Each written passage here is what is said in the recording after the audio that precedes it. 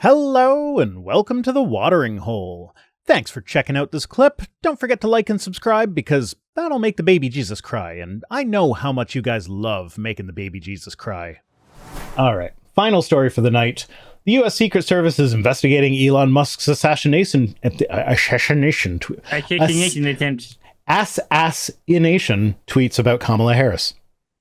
I can say Kamala, I can't say assassination.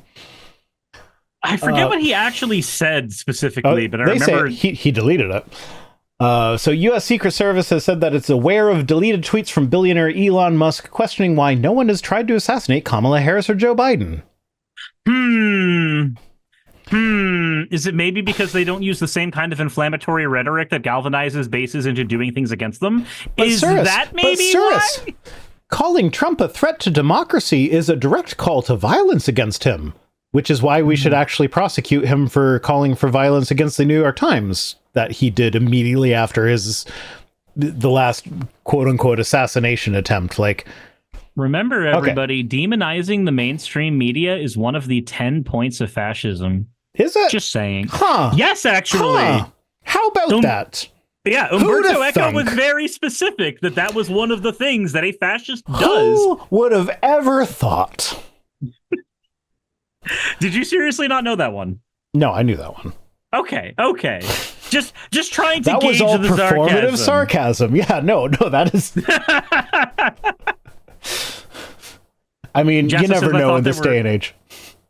Just as I thought there were 14 points. So there's a bunch of different schools for it, but Umberto Eco, I believe, did he use 10 points or 14? It's been forever since I made the video where I used his and Lawrence's points on fascism. I don't remember. It's been a while since I've read that as well. But yeah, no, it is demonizing the mainstream media is definitely on the list. Like right after finding an outgroup to demonize. So the Secret Service said that that it is aware of the post and that it intends to investigate the matter. So this is coming to us from Pink News, and I love what they do here in a minute. But so they say it's aware of the post made by the CEO of X/Twitter. It's like, okay, that's fairly normal. Most news outlets will be like X and then in brackets formerly known as Twitter. But we'll get to why I like the way they're handling this in a minute. Following the breaking news, or the news breaking that a Secret Service agent had intercepted the gunman as he fled the scene. Excuse me. Musk posted, and no one is even trying to assassinate Biden/Kamala, which sounds an awful lot like a call to violence. Just a little bit. Yeah, no. Just a little bit. Yep. And then after it became clear that was not such a smart thing to tweet, he tweeted out, well, one lesson I've learned is that just because I say something to a group and they laugh doesn't mean it's going to be all that hilarious to post on, and then they use the square brackets to indicate they're modifying the quote, Twitter. It's like they're not even going the X and then like in brackets afterwards, formerly known as Twitter. They're just changing his tweet to read Twitter, and I love that they did that. That's just like, mwah. Fuck you, Elon. Yeah. But like again, this is just like he said a thing to a room of people and they laughed because if they don't laugh at his bad jokes, he will probably fire them. And then he's like, oh, they thought that was funny. I will post this on Twitter. Ha ha ha. No, I will post this on X. Ha ha ha. And then he found out that like, oh no, they were laughing because I pay them to laugh. And then he tries to blame his misunderstanding that on like, oh, well, it didn't translate well. He's like, no, that's not a funny thing to say either way. Maybe God, I don't think you ever watched Yu-Gi-Oh! Growing up, right?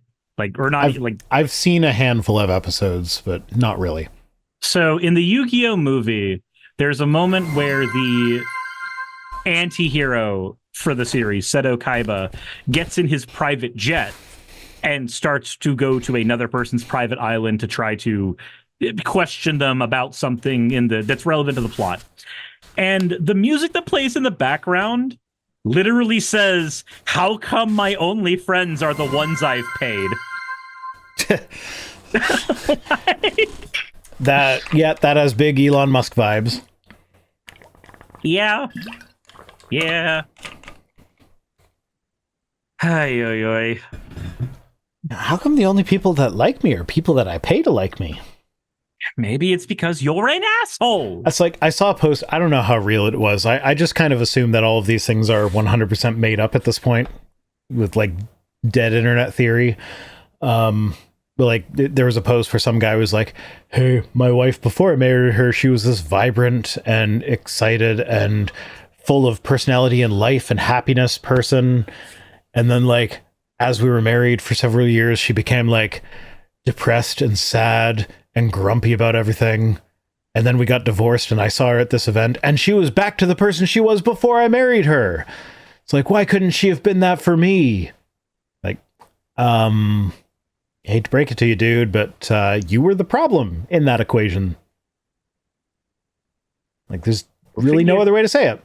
And that, like, that's you're the common denominator and wonder why. Yeah, that's kind of how I look at these things. Like, yeah, if you, it like, and this is like, there is actually a, like, there have been studies on this where people who have lots and lots and lots of money are often less happy because they can't make social connections. And it's not that they can't make the social connections, is that they have no way of knowing which social connections are genuine and which ones are, I have lots of money, so this person wants to hang around with me because I have lots of money, in the hopes that some of that will rub off or whatever. It's almost always best if you have access to a lot of money or a lot of capital and it is not a known thing. If you want to know who your friends are, then just say you went broke. You will very quickly figure out who is going to stand by you and who isn't. If somebody somehow stops checking in on you, stops talking to you, stops maintaining a friendship with you when you no longer have access to that money or capital, then you knew that they were a fair weather friend, that they were fake, and their only goal was to be there for your money. If they end up sticking around and they go, hey, you had it once, what can I do to help you? Do you need me to get your sandwich today? Like any of those things, maybe you've actually got a decent friend there. Who knows? So I'd have trouble with that because, like, even when I don't have a lot of money, my gut reaction when I'm like out to dinner with friends or whatever is still like, no, I got this. Like, yeah, I'm gonna regret saying I got this later, but I got this. Like, it is. Jassa says, I wonder if Harlan Crow really likes Thomas. No, he doesn't. He likes what Thomas can do for him by ruling in his favor. Like, that's a strictly quid pro quo relationship.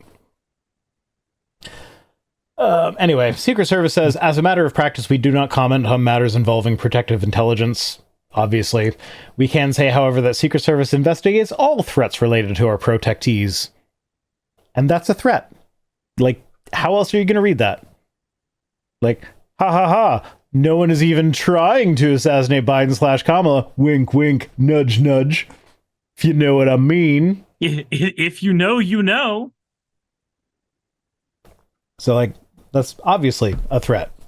Like, he can say that he meant it as a joke later, but, like, that's not how it comes across.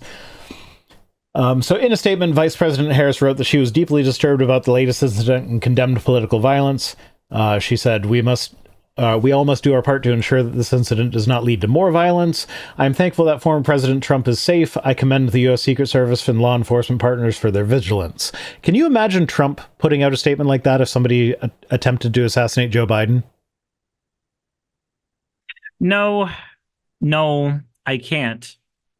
I can imagine him staying silent or paying an intern, maybe not paying an intern, getting somebody else to write it on his behalf and then him copy pasting it. I can't even see that. I could see him, like, he would do what he considers to be something like that, but then he would immediately turn into, like, yeah, but he deserved it anyway, sort of thing. Like, I understand why someone would want to assassinate crooked Joe Biden, but this is not the way. That's not the way. Yeah, no, like, he'd do something like that. Like, it wouldn't just be like, yeah, no, we don't do political violence ever. Please don't do this. I'm happy that he's okay. Oh, whoa. So the White House also condemned Musk's deleted tweet, calling it irresponsible rhetoric. A spokesperson for the White House said violence should only be condemned, never encouraged or joked about. This rhetoric is irresponsible.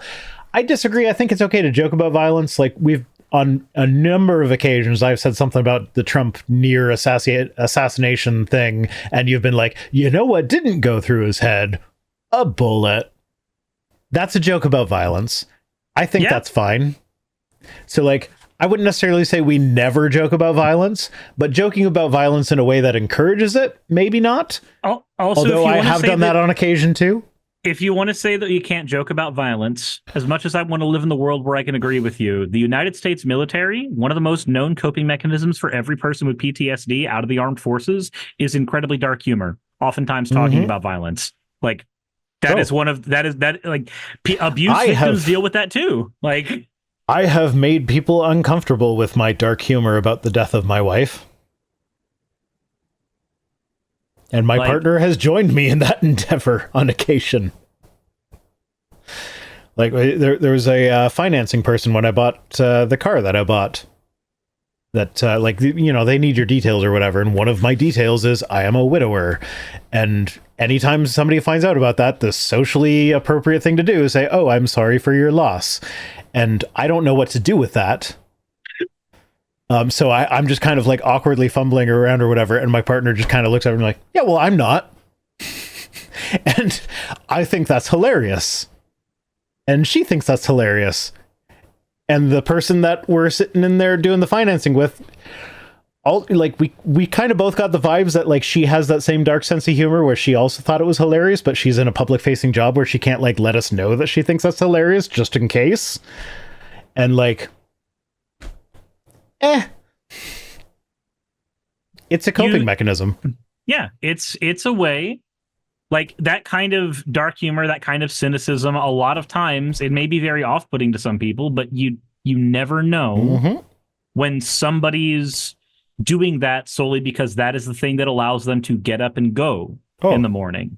One of the doctors, when it became apparent that my wife was dead, and, like, she was still on the life support thing, is it like they kept her on it for a few days so, like, her brothers could come down from Montreal and everything and say their goodbyes or whatever. But, like, after it was, like, apparent that she was, like, she's not coming back, there's no recovery from this, I then, like, was doing dark humor stuff with, like, I don't think he was a doctor, he was, like, one of the people that deals with people in that situation. And he just, like, he rolled with it and was like, yeah, no, everybody, like, there are lots of people that cope with this sort of thing that way. It's like, okay, so I'm not a weirdo. And I'm not going to give the specifics because, like, it might be too dark for even for even us, Cirrus. You think? Yeah. Oh. And I know how nasty we can get sometimes. It sounds like something completely different after both the context of the shitting conversation and also the amount of gay conversations that have happened based on our audience as well. I don't know what direction this is going in, but, you know. I'm just not even going to give any hints. I'm just going to leave it. Okay. But I find it very amusing. My partner finds it very amusing, but I'm not going to share it with this because I'll probably get canceled because it's so horrible, but also funny. Is this a thing that you can tell me over private messaging later? Probably, yes. Okay, because now I'm curious and I want to know. Okay. Yeah. Anyway, it's actually a felony to encourage people to engage in conduct constituting a felony, and the punishment for that felony is like half the punishment of if you actually encourage someone to commit the crime, you now get half of whatever their sentence was. So Elon Musk has enough money that I doubt that's actually going to happen to him, but it's still kind of like, it's a potential thing that's going to happen. But it's not actually going to because he has a lot of money. You going to bed? Why are his only friends the ones he paid? Yeah, exactly.